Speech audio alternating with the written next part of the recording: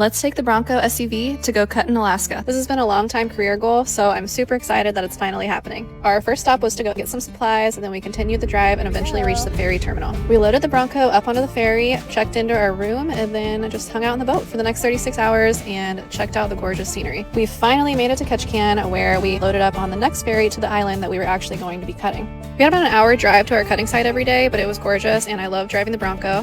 Once we got there, we drove onto the dock and unloaded all of our gear into the boat. So that was another really cool thing about this job, was that we got to take a boat to work every day. So that was definitely a first. Once we arrived to the island, we started cutting, got to cut some beautiful western red cedar. This was actually the first time I've gotten to cut this particular species of cedar, so that was also really cool.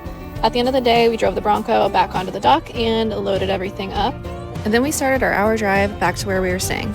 At the end of our trip, we caught the early morning ferry off the island and back to Ketchikan, and then once in Ketchikan, we grabbed our tickets for the long ferry and started our journey back home. Overall, it was a great experience, and I got to check another adventure off with the Bronco.